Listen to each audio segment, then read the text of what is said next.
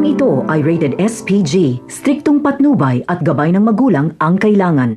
Sa meeting di abanse ng mga gerero ay halos walang tao. Nilalangaw ito. Kahit anong gawin nilang pakulo ay walang saysay. Karamihan pa sa mga tao ay binayaran ni Jackie para masabi lang na maraming tao. Nasa kabilang meeting di abanse nila Tanggol ang napakaraming tao. Kaya siguradong panalo na si Tanggol. Ganun pa man ay para kay Roberto ay walang saysay ang dami ng taga-suporta ni Tanggol dahil sa umaasa siyang mamamatay na si Tanggol. Malaki kasi ang tiwala ni Roberto kay Lalucio. Kapag magtagumpay si Lalucio ay uubusin naman ni Roberto si Lalucio na patayin at nang sa ganon ay walang makapagsabi na ang mga gerero ang nag-utos na itumba si Tanggol. Ngunit mamamatay kaya si Tanggol?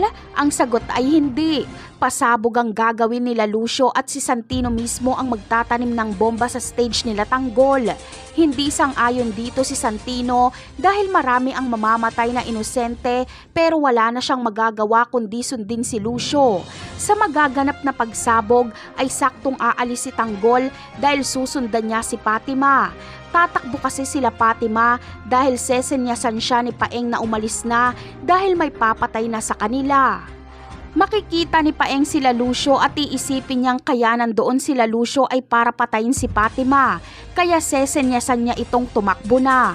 Kargo di konsensya ni Santino ang nangyaring pagsabog dahil napakaraming mamamatay.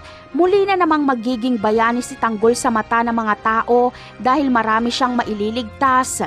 Habang si Marites naman ay nakasalalay kay Ramon ang kaligtasan. Siguradong matinding pagsisisi ni Santino kapag madamay si Marites sa kanyang pasabog. Napakarami pa nating dapat abangan sa mga susunod na episode. Paalam!